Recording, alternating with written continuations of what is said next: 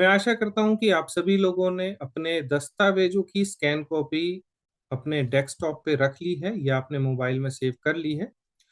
आइए अब इस प्रोसेस को स्टेप बाय स्टेप समझते हैं। तो सबसे पहले आपको रजिस्ट्रेशन करने के लिए जो एफएसआई की गवर्नमेंट वेबसाइट है, जिसके लिए आपको टाइप करना होगा https://foscos foscos.fssai.gov.in।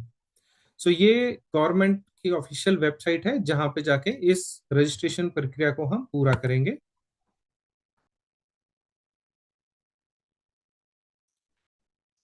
मेन पेज जो आपके पास खुलता है, उसी में ही नीचे एक टैब बना हुआ है जिसमें लिखा है apply for new licence slash registration. So इसी टैब पे हम यहाँ पे क्लिक करते हैं।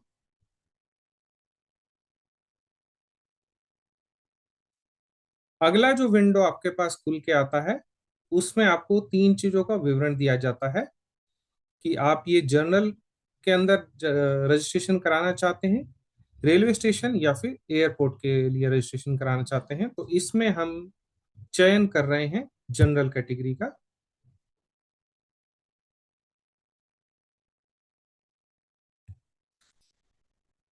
अगली स्क्रीन पे दिखाई देता है कि आपको किस स्टेट के अंदर आप इस रजिस्ट्रेशन को कराना चाह रहे हैं। तो यहाँ पे आप सभी लोगों को आपका जो आधार कार्ड जो आप as a address proof use कर रहे हैं, उसी के आधार पर अपने स्टेट का चयन करना होगा। एग्जाम्पल के तौर पे हम यहाँ पे स्टेट हरियाणा ले रहे हैं, जबकि आप सभी को अपने अपने स्टेट का ही चयन करना है।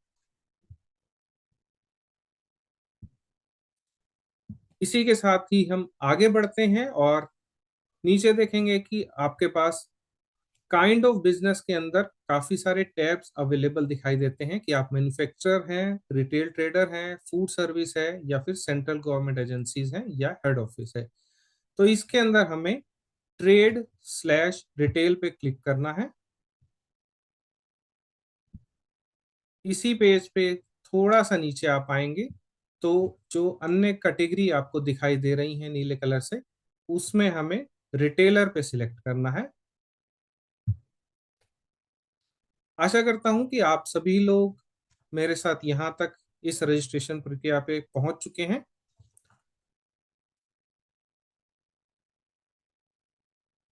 इसके बाद आपको चयन करना है कि आपका जो टर्नओवर है वो एक्चुअल में है कितना। तो यहाँ पे आप चयन करेंगे टर्नओवर अप टू 12 lakhs। और इसी पेज के नीचे जो प्रोसीड का बटन है, हम उस पे क्लिक करते हैं।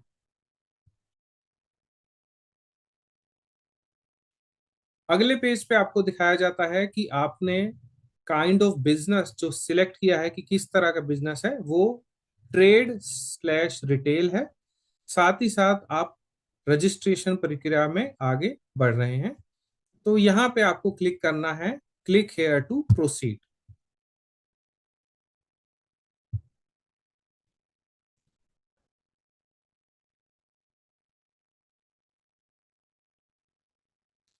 जैसे ही आप click here to proceed button पे क्लिक करते हैं, आपके विवरण को डालने के लिए एक अन्य फॉर्म खुल जाता है जिसमें सबसे पहले आता है एप्लीकेंट डिटेल।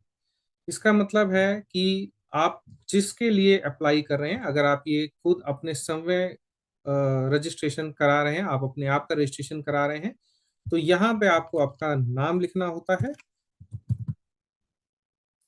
कंप्लीट नेम जो कि आपका एमवे के रिकॉर्ड में है। इसी के साथ ही आपको डेजिग्नेशन सिलेक्ट करनी है। अगर आप एमवे के में एज ए इंडिविजुअल रजिस्टर्ड हैं, दैट मीन आप अपने नाम से रजिस्टर्ड हैं, तो आपको इंडिविजुअल पे टिक करना है। अगर आपका रजिस्ट्रेशन हमारे यहाँ एज ए प्रोप्राइटरशिप है, तो आपको प्रोप्राइटरशिप पे टिक करना है और उसी के हिसाब से ही आपको एप्लीकेंट स्लैश कंपनी नेम में अपने फर्म का नाम भरना होता है। क्योंकि यहाँ हम इंडिविजुअल रजिस्ट्रेशन कर रहे हैं, तो हमने अपना नाम डाला है और इंडिविजुअल पे टिक कर रहे हैं।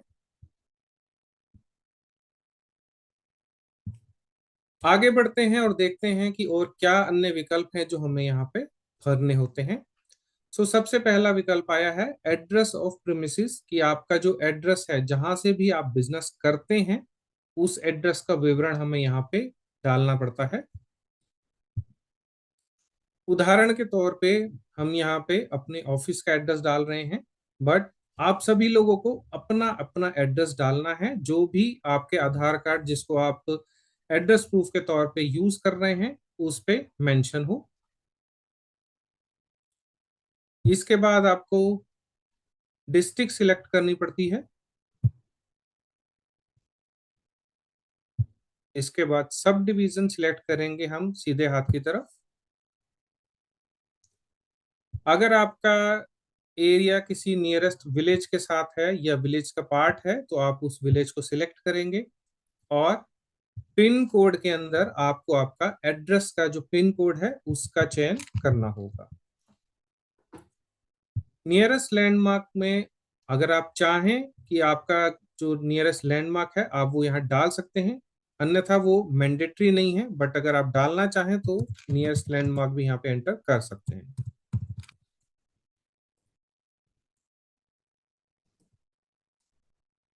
इसी के साथ ही हम थोड़ा और इस फॉर्म में नीचे की तरफ आएंगे तो देखेंगे कि एक अन्य विकल्प दिया गया है, is your correspondence address same as address of premises.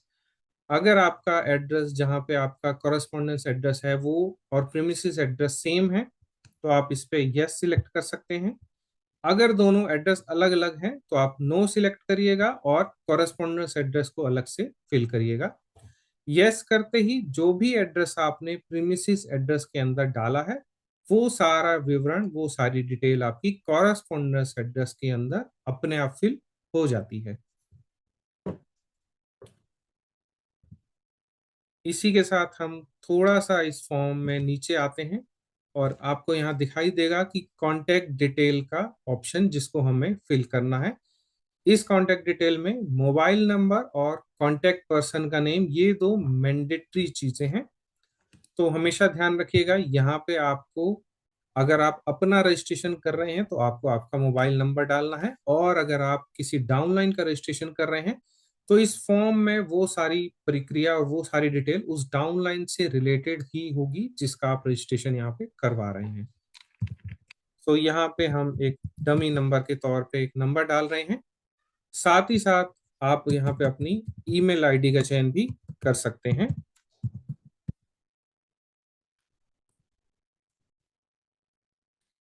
Contact person में आपको अपना नाम डालना है, या फिर अगर आप ये डाउनलाइन के लिए भर रहे हैं तो यहाँ पे आपके डाउनलाइन का नाम आएगा। इसके बाद नया ऑप्शन, जो अगला ऑप्शन आता है वो आता है कि आप इस रजिस्ट्रेशन को कितने वर्षों के लिए करा रहे हैं। तो आपके पास अन्य 5 तरह के विकल्प यहाँ पे दिखाई देते हैं कि आप चाहें इस रजिस्ट्रेशन प्रक्रिया को 1 साल के लिए भी ले सकते हैं, 2 साल के लिए भी ले सकते हैं, 3 साल के लिए भी ले सकते हैं, या फिर 4 और 5 वर्षों के लिए भी ले सकते हैं। जिस जितने भी वर्षों का आप चयन करेंगे उसी हिसाब से आपको जो इस प्रक्रिया की फीस है वो इस सेशन के एंड में दिखाई देगी। एग्जाम्पल के तौर पे अगर आप यहाँ पे 5 वर्षों का चयन करते हैं तो आपको 5 वर्षों की जो फीस होती है वो एंड में पे करनी पड़ती है। और हम हमेशा यही सजेस्ट करेंगे कि अगर आप रजिस्ट्रेशन प्रक्रिया पे जा रहे हैं और उसको पूरा कर रहे हैं तो हमेशा मैक्सिमम सालों के लिए ही, मैक्सिमम वर्षों के लिए ही रजिस्ट्रेशन कराएं, ताकि हर वर्ष आपको सेम प्रक्रिया को दोबारा ना दोहराना पड़े। मैं आशा करता हूं कि आप सभी लोग यहाँ तक, इस प्रक्रिया तक अपने रजिस्ट्रेशन प्रोसेस को पूरा कर चुके हैं, और इसके बाद हम आगे बढ़ते हैं और देखते हैं कि इस प्रोसेस में आपको किस किस फूड कैटेगरी का चयन करना है। नेम ऑफ फूड कैटेगरी के नीचे जो ड्रॉप डाउन मेन्यू दिया गया है इसके अंदर से आपको आपकी जो एमवे के प्रोसेस के हिसाब से जो जो फूड कैटेगरी है हम उसका चयन करने जा रहे हैं, जिसमें सबसे पहली कैटेगरी है कैटेगरी नंबर 1, डेयरी प्रोडक्ट्स। इसके बाद हमें सेव एंड ऐड पे क्लिक करना है। अगली जो कैटेगरी है वो कैटेगरी नंबर 2 है, इसके लिए भी हमने सेव एंड ऐड कर दिया है। अगली कैटेगरी आती है हमारी कैटेगरी नंबर 6, इसको भी हमने सेव कर दिया है। अगली कैटेगरी है कैटेगरी नंबर 7। अगर किसी कारणवश आपसे किसी भी तरह की कैटेगरी का गलत चयन हो जाता है तो सीधे हाथ पे आपके पास डिलीट का भी ऑप्शन है, जिसके माध्यम से आप इस कैटेगरी को हटा सकते हैं और दोबारा से उसका चयन कर सकते हैं।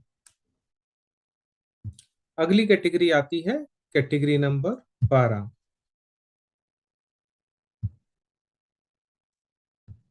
इसके बाद आता है अगली कैटेगरी का नंबर जो कि है कैटेगरी नंबर 13। कैटेगरी नंबर 14 को भी हमने सिलेक्ट करना है और सबसे अंत में हमें कैटेगरी नंबर 99 का चयन करना है। सो यहाँ पे मैं 30 सेकंड का पॉज लूंगा और आपको इन सभी कैटेगरी का चयन करने के लिए जो समय लगता है उसके लिए हम रुकेंगे। और साथ ही साथ मैं एक बार दोबारा से रिपीट कर देता हूँ कि आपको किस किस कैटेगरी का यहाँ पे चयन करना होता है। सो फूड कैटेगरी के अंदर आपके पास आती है सबसे पहले कैटेगरी नंबर 1। इसके बाद आता है कैटेगरी नंबर 2। इसके बाद आता है कैटेगरी नंबर 6। इसके बाद की कैटेगरी है कैटेगरी नंबर 7। इसके बाद आपको कैटेगरी नंबर 12 का चयन करना पड़ता है। इसके बाद category number 13। Then category number 14 और कैटेगरी नंबर 99 जिसको हम 99 कहेंगे। आइए इस प्रक्रिया को आगे बढ़ाते हैं। अगला जो ऑप्शन आपको दिखाई देता है ये है फूड सेफ्टी मित्रा डिटेल, जिसकी रिक्वायरमेंट नहीं होती है तो आप इसको ब्लैंक छोड़ सकते हैं या फिर NA लिख सकते हैं। अदर डिटेल्स के अंदर आपके पास ऑप्शन आता है intended date of start. So by default जिस दिन भी आप इस रजिस्ट्रेशन प्रक्रिया को पूरा कर रहे हैं तो आपको उसी दिन की डेट का तिथि का चयन यहाँ पे करना पड़ता है। अगला ऑप्शन होता है सोर्स ऑफ वाटर सप्लाई, कि क्या इस प्रोसेस में आपका वाटर सप्लाई का कोई सोर्स है, क्योंकि ये जो रजिस्ट्रेशन है हम रिटेलर के तौर पे कर रहे हैं तो यहाँ पे नो रहेगा। अगला ऑप्शन है whether any electric power is used in manufacturing of food item, क्योंकि हम फूड आइटम को मैन्युफैक्चर नहीं कर रहे हैं तो हमेशा यहाँ पे नो टिक रहेगा। और इसके बाद हम सेव एंड नेक्स्ट पे क्लिक करते हैं। अगले फॉर्म पे आपको दिखाया जाता है उन सभी कैटेगरी का चयन जो आपने अभी तक यहाँ पे की है, और आप चाहें तो इन सभी कैटेगरी को एक बार दोबारा से पढ़ सकते हैं कि आपने जो कैटेगरी सिलेक्ट करी है या चूज करी है वो सही है या नहीं है। अगर उसमें किसी भी तरह के चेंज की रिक्वायरमेंट है तो आप इसको क्रॉस करके वापस से इन कैटेगरी को सही कर सकते हैं। और अगर आपके हिसाब से ये सही कैटेगरी हैं जो भी आपने सिलेक्ट करी है तो आप नीचे दिए गए प्रोसीड बटन पे क्लिक करते हैं। प्रोसीड बटन पे क्लिक करने के बाद आपको अगला विकल्प दिखाई देता है जिसमें लिखा है प्राइमरी कॉन्टैक्ट डिटेल। इसके अंदर आपको जिसका आप रजिस्ट्रेशन प्रोसेस कर रहे हैं, अगर आप अपना कर रहे हैं तो आपको अपना मोबाइल नंबर और ईमेल आईडी डालना है, और अगर इन केस आप अपने डाउनलाइन का कर रहे हैं तो आपको डाउनलाइन का मोबाइल नंबर और ईमेल आईडी का चयन करना है। बिलोंग्स टू में आप अगर अपने लिए कर रहे हैं तो यहाँ पे सेल्फ आएगा। इसी तरीके से आपको सेकेंडरी कॉन्टैक्ट डिटेल भी पूछी गई है, पर क्योंकि वो मैंडेटरी नहीं है तो हम उसको बिना भरे आगे बढ़ सकते हैं। इसके नीचे आपको दिखाया जाता है आपके लॉगिन क्रेडेंशियल। ये लॉगिन क्रेडेंशियल आपके बाय डिफॉल्ट होते हैं जिसको आप चेंज नहीं कर सकते हैं। साथ ही साथ आपको पासवर्ड चयन करने का ऑप्शन दिया जाता है, तो यहाँ पे आप अपना पासवर्ड सिलेक्ट कर सकते हैं, बट ध्यान रखिएगा कि जो भी पासवर्ड आप ले रहे हैं उसमें अल्फा न्यूमेरिक, इसका मतलब आपको अपने पासवर्ड में अल्फाबेट्स और कुछ न्यूमेरिक का यूज करना है, और साथ ही साथ कोई स्पेशल करेक्टर, जैसे कि आप @ हैश, इस तरह के किसी करेक्टर को यूज कर सकते हैं।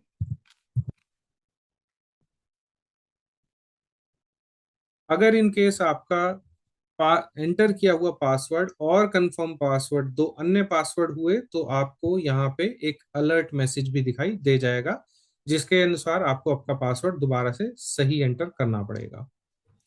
सो यहाँ पे हम जो ऊपर कैप्चा में दिए गए वर्ड हैं उनको डाल रहे हैं, और आगे बढ़ते हैं।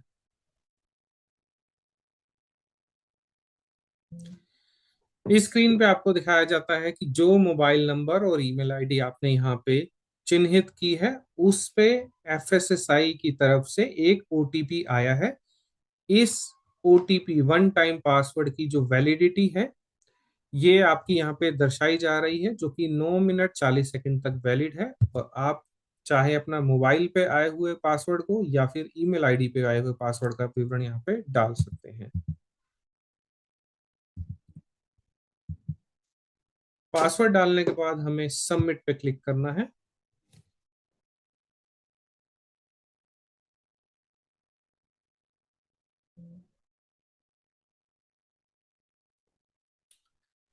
जो नेक्स्ट आपके पास मैसेज अपीयर हो रहा है आपकी स्क्रीन पे, जो दिख रहा है, ये आपकी लॉगिन आईडी है।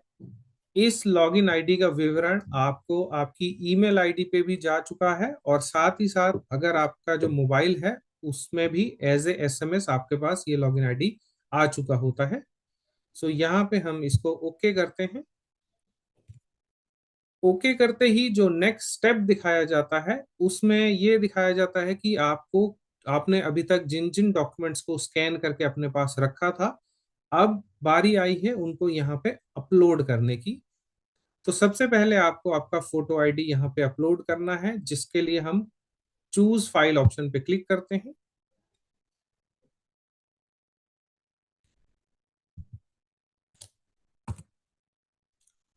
फोटो का चयन करते हैं और इसको अपलोड बटन पे क्लिक करते हुए यहाँ पे अपलोड कर देते हैं।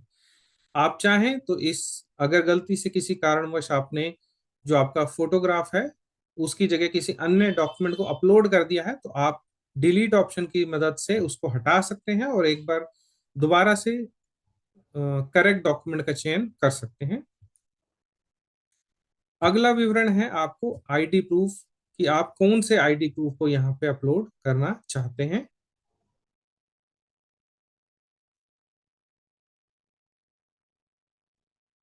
सो आपको यहाँ पे आईडी प्रूफ का चयन करना है, और जिस भी आईडी प्रूफ को आप यहाँ पे डाल रहे हैं उसको सिलेक्ट करिए एंड अपलोड फाइल के अंदर उसको अपलोड कर देंगे।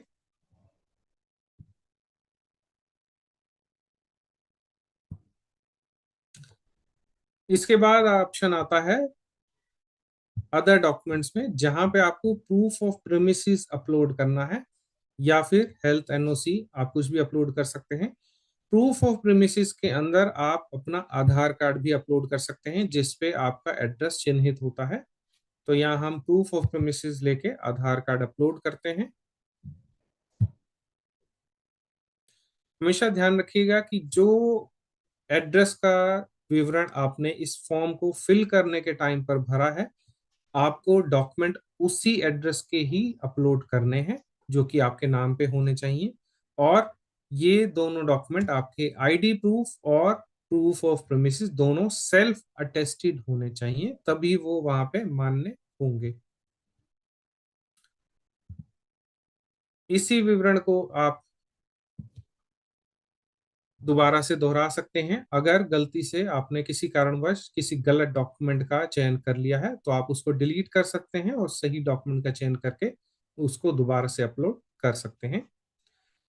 इसके बाद आपको जो गवर्नमेंट की टर्म एंड कंडीशन है उस पे क्लिक करना है, टिक करना है,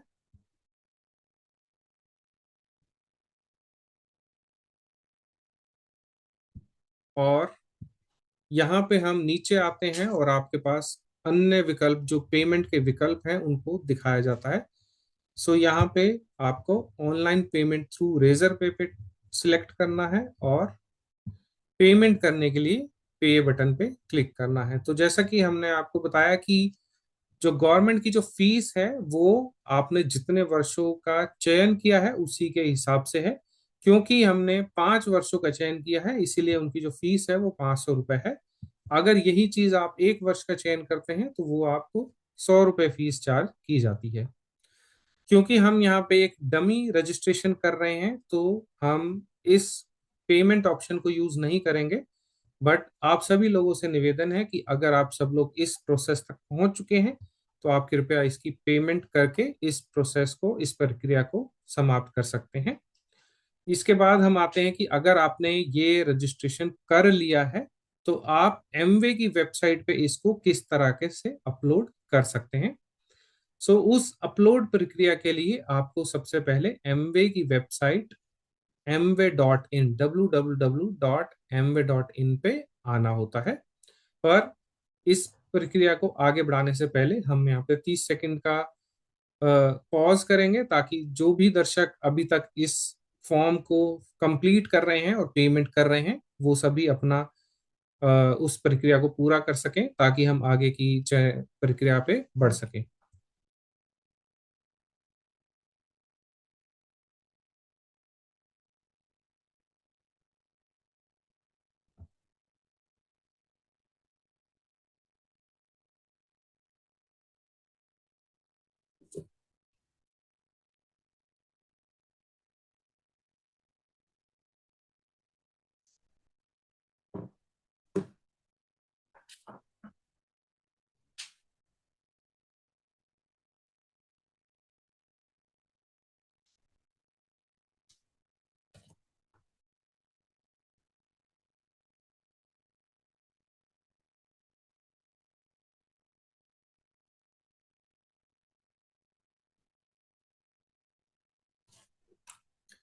आशा करता हूं कि आपने अपने रजिस्ट्रेशन प्रोसेस या प्रक्रिया को पूरा कर लिया होगा और आपके पास पेमेंट करने के बाद जो एक्नॉलेजमेंट कॉपी होती है वो आपने अपने डेस्कटॉप की स्क्रीन पे सेव कर ली होगी।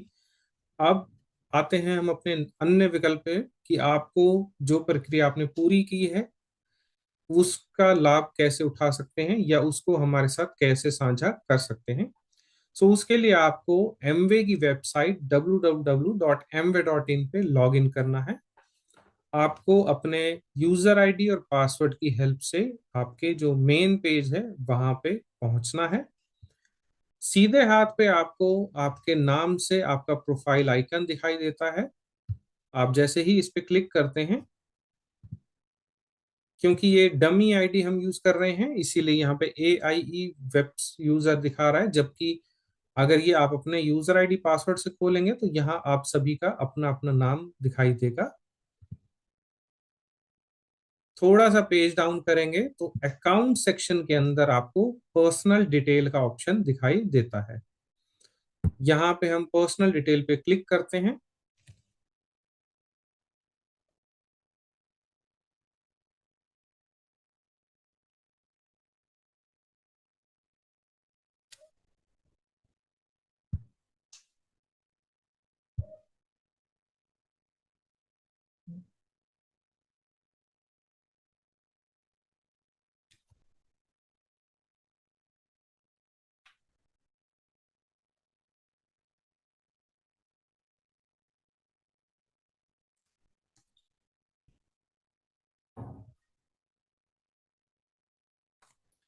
पर्सनल डिटेल पे जैसे ही आप क्लिक करेंगे तो आपके पास 4 विकल्प दिखाए जाते हैं जिसमें सबसे पहला है डिटेल्स, अगला है को एप्लीकेंट, तीसरा विकल्प है नॉमिनी एंड चौथा है टैक्स ID/FSSI।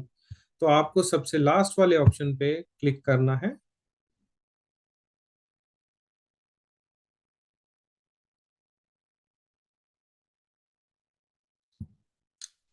इसी पेज पे आपको थोड़ा सा पेज डाउन करके आना है जहां पे आपको FSSAI रेगुलेटरी इंफॉर्मेशन का टैब दिख रहा है।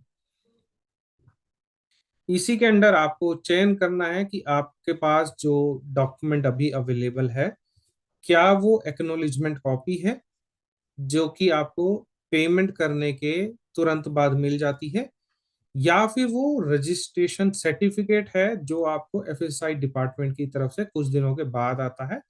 और सर्टिफिकेट की पहचान यही है कि सर्टिफिकेट पे आपको आपका फोटो चिन्हित होता है। दैट मीन एप्लीकेशन जो अप्लाइड है वो सिर्फ आपकी डिटेल होती है कि ये किसने अप्लाई किया है, कितने वर्षों के लिए अप्लाई किया गया है, किस दिन अप्लाई किया है, जबकि रजिस्ट्रेशन के अंदर आपका नाम, आपका एड्रेस और आपका फोटोग्राफ भी चिन्हित होता है। और रजिस्ट्रेशन फॉर्म के अंदर आपको अप्लाई डेट के साथ साथ उसकी एंड डेट भी दर्शाई जाती है। सो हम मान रहे हैं कि आपने अभी रजिस्ट्रेशन प्रोसेस किया है और आपके पास फिलहाल सिर्फ रजिस्ट्रेशन की एक्नॉलेजमेंट कॉपी है।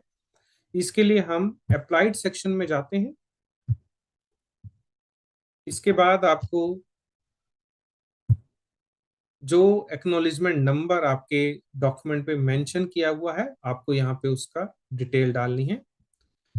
स्टार्ट डेट में क्योंकि आपका आज ये रजिस्ट्रेशन कर रहे हैं तो आपको बाय डिफॉल्ट आज की डेट यहाँ पे चिन्हित करनी पड़ेगी। और एक्सपायरी डेट आपकी एक्नॉलेजमेंट कॉपी पे नहीं होती है, ये हमेशा रजिस्ट्रेशन सर्टिफिकेट पे होती है।